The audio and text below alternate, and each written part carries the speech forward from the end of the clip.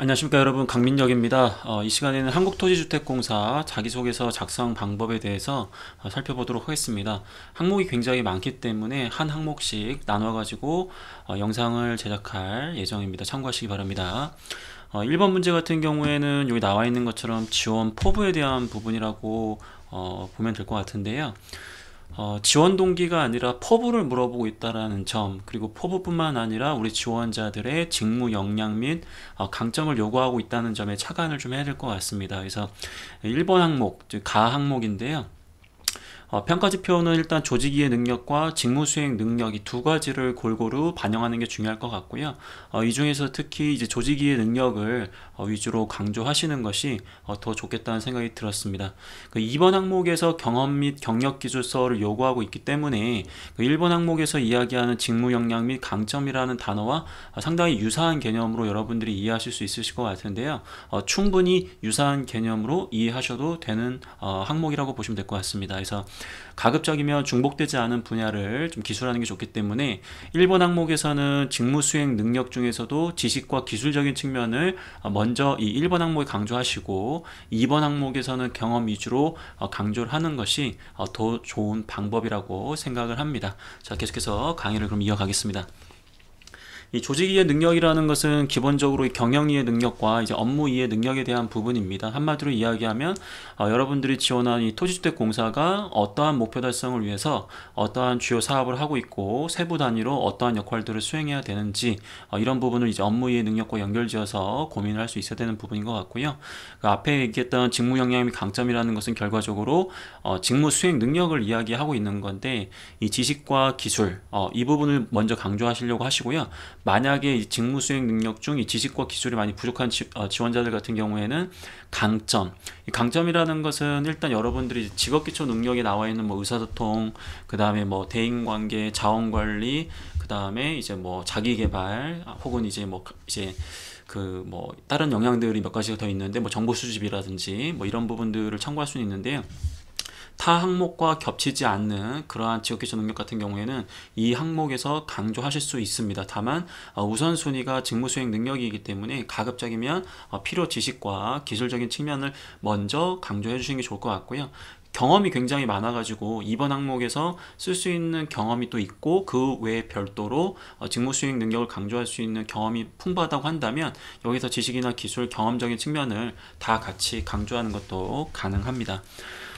그럼 소재를 선정할 때 어떤 부분을 여러분들이 고려하셔야 되느냐? 당연히 문제에서 주어진 주요 사업을 기술해야 될 것 같고요. 그 다음에 전략 목표, 그 다음에 전략 과제를 여러분들이 강조를 좀 해주셔야 될 것 같습니다. 이 주요 사업과 전략 목표, 전략 과제라는 게 어떤 뜻이냐면 제가 홈페이지에 직접 들어가서 어떤 부분이 있는지를 제가 여러분들한테 좀 보여드릴게요. 자, 여기 좀 이렇게 갖고 왔는데 여러분들 여기 홈페이지에 들어가시고 여기 보시면 경영 공시 있죠? 여기 열린 경영 보면은 이 경영 공시가 있습니다. 경영 공시를 누르시면 이 페이지가 나올 거고요. 여기서 이제 여러분들이 중점적으로 보셔야 할 것은 이 경영 계획 안에 있는 미션, 그 다음에 뭐 미션은 뭐 여기 나와 있는 것처럼 전사적 경영 목표가 나와 있기 때문에 뭐 이런 부분들을 활용하셔도 되고요. 그 다음에 경영 방침 및 경영 방향에 보면 이와 같이 2018년도의 주요 목표들이 나와 있습니다. 근데 여러분들이 입사하는 게 이미 2018년도 후가 되기는 거기 때문에 가급적이면 경영 목표에 나와 있는 이 중기 경영 목표와 연결지어서 이야기를 하시는 것도 좋은 방법이 될 수 있을 것 같아요. 자, 그러면 다시 돌아와서 이 주요 사업과 전략 목표, 전략 과제는 이제 여러분들이 어디서 찾아야 되시는지는 충분히 이해하셨을 거라고 봅니다. 주요 사업 같은 경우에는 앞부분에 이야기했던 홈페이지에 뭐 대놓고 나와 있기 때문에 여러분들이 그 부분을 참고하시는 것도 방법일 수 있고요. 그 다음에 여기 보니까 굉장히 이제 직무 소개서 있잖아요. 그쵸?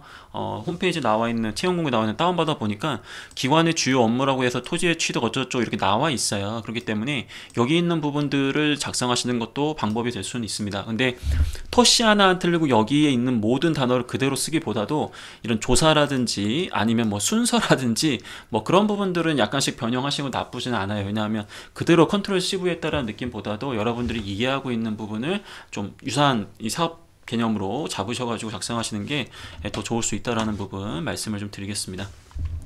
그 다음에 이제 직군 내 세부 직무를 선택을 하셔야 되거든요. 여러분들이 지원하는 거는 뭐 일반 행정 안에서도 여러 가지 직무가 있고요.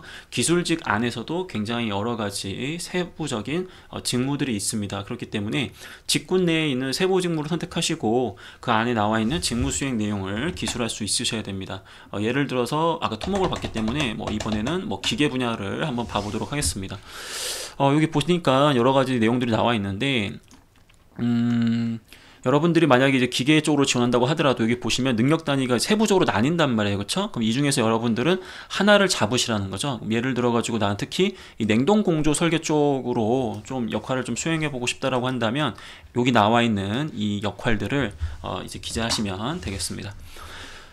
그리고 나서 이제 여러분들 역량을 강조해야 되기 때문에 지식적인 부분과 기술적인 측면을 고려했을 때 어떠한 교과목을 통해서 집중적으로 해당 지식을 학습했다라든지 아니면 어떤 도서라든지 아니면 어떤 세미나 혹은 스터디에 참여해가지고 해당 기술과 지식을 쌓았다 혹은 자격증을 준비하는 과정에서 공부했던 그런 부분들을 강조하실 수도 있겠습니다. 온라인이라든지 오프라인 교육과정이 있다라고 한다면 그 교육과정의 그 교과목이라든지 교육과정 커리큘럼이라든지 교육과정의 타이틀을 명확하게 제시하시고 해당 교육과정을 통해서 어떤 부분을 습득하셨는지에 대한 부분을 여기 나와 있는 이 지식적인 부분 연결하면 되겠죠. 그럼 저 같은 경우에는 아까 뭐 냉동공조 설계 쪽으로 이제 지원을 해서 이런 역할을 수행하고 싶다라고 얘기를 할 건데, 그럼 여기 나와 있는 것처럼 뭐 시장 동향에 대한 지식이라든지 뭐 시뮬레이션 항목별 이론 지식이라든지 여기 나와 있는 지식들을 여러분들이 다 이야기하라는 게 아닙니다. 여기 있는 내용들을 다 여러분들이 이해할 수는 없습니다. 그렇기 때문에 가장 자신 있는 부분을 몇 개 잡아하셔가지고 집중적으로 이야기를 해주시면 되겠습니다. 자, 그러면 작성을 한번 해봐야 될 텐데 제가 이 워드로 창으로다가 이렇게 해놓고 같이 한번 작성을 한번 해보겠습니다. 근데 여러분들 제가 이제 항상 영상에서 말씀드리는 것처럼 제가 이야기하는 것은 이제 여러 가지 작성하는 방법 중에 한 방법일 뿐이에요. 그렇기 때문에 내가 이 사람과 좀 틀리다, 그럼 너무 걱정할 필요는 없다라는 거죠. 왜냐하면 여러분들이 충분히 많은 고민과 분석을 통해서 더 좋은 그런 방법을 찾아낼 수도 있을 거기 때문에 지나치게 제가 지금 작성하는 그런 사례들을 그대로 따라갈 필요는 없다라는 거, 그냥 말 그대로 아이디어를 얻는 차원에서 힌트를 얻는 차원에서 참고하시면 되겠습니다. 자, 작성을 한번 해보겠습니다. 일단은 여기서 물어보는 질문 크게 두 가지란 말이에요. 그쵸? 그럼 두 가지이기 때문에 저 같은 경우 당연히 소제목을 두 가지로 나눌 것 같습니다. 주요 사업과 그 다음에 희망 기여 부분과 핵심 역량, 뭐 약간 이런 식으로 표현을 하시면 될 것 같아요.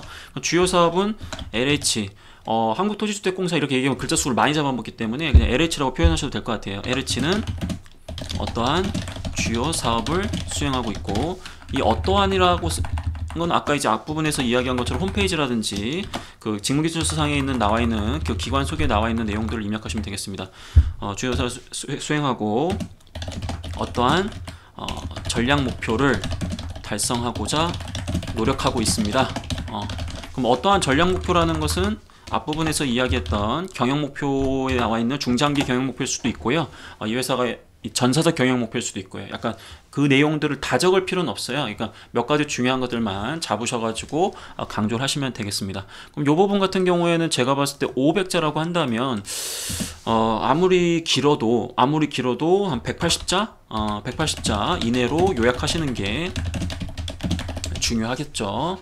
그 다음에 이제 여러분들이 이제 중점적으로 써야 되는 게 희망 기여 부분과 핵심 역량인데, 여기 보시면 주요 사업을 기술하고 그 사업과 관련하여 본인이 어떤 부분에 기여하고 싶으냐, 그럼 말 그대로 기회가 주어진다면, 글자를 더 키우겠습니다.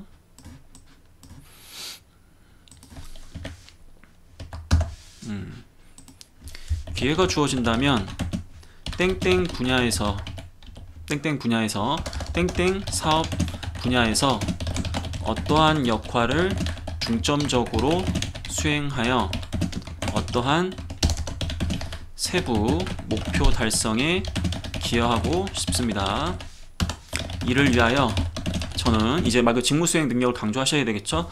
직무 수행 내용 중에서 아까 제가 보니까 이번에 다른 직무를 좀 봐볼게요. 특정 직무만 보면 왜 이 직무 설명 안 해주냐 이렇게 또 많이 하시는 분이 있으셔가지고, 자, 도시계획 부분을 한번 열어봤습니다. 여러분들 도시계획 부분을 열어봤는데, 제가 예를 들어서 뭐 도시개발 쪽으로 이제 정해가지고 얘기한다면 이 도시개발에 필요한 여기 나와 있는 이 지식 요쪽과 그 다음에 여기 나와 있는 기술, 요 부분에 대한 거를 집중적으로 강조할 수 있으셔야 되거든요. 그럼 요 부분을 제가 좀 따와서 한번 써보겠습니다.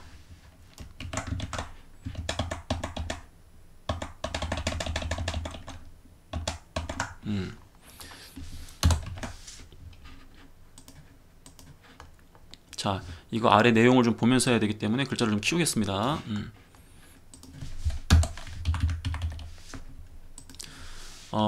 이를 위해 저는 어떠한 교과목 혹은 어떠한 교육과정과 도서 등을 통하여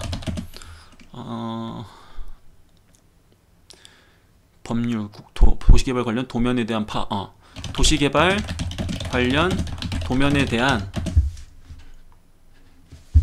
판독 지식을 집중적으로 쌓아왔습니다.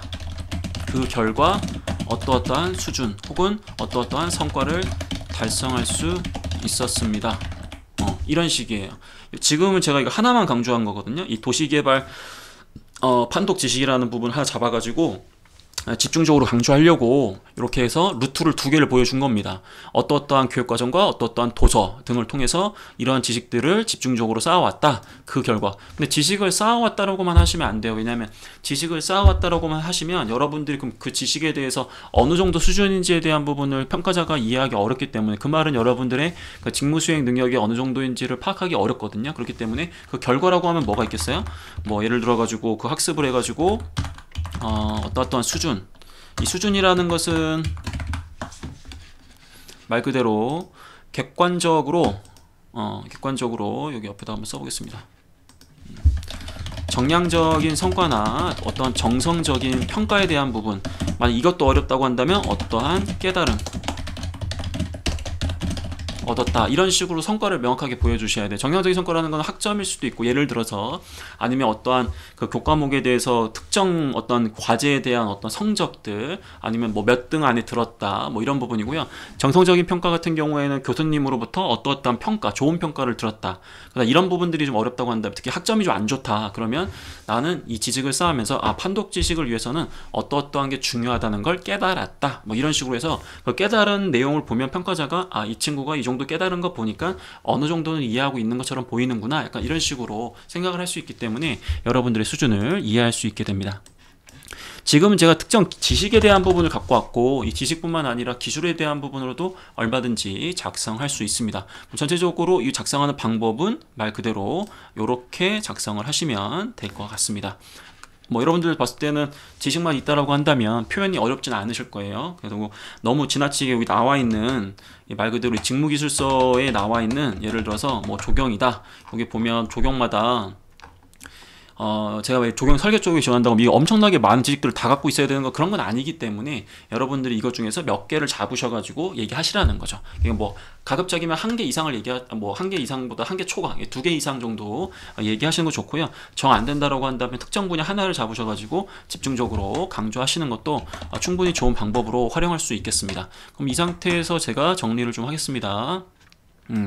말 그대로 주요 사업과 그 다음에 이제 희망하는 어떤 부분에서 기여하고 싶은지와 본인의 역량을 두 개의 소제목으로 나눠 가지고 각각 강조를 하시는 걸로 이 항목을 마무리해 주시면 좋으실 것 같습니다. 일단은 뭐 질문 있으신 분들은 댓글로 남겨주시면 제가 이 부분에 대해서 말씀을 좀 드리도록 할 거고요.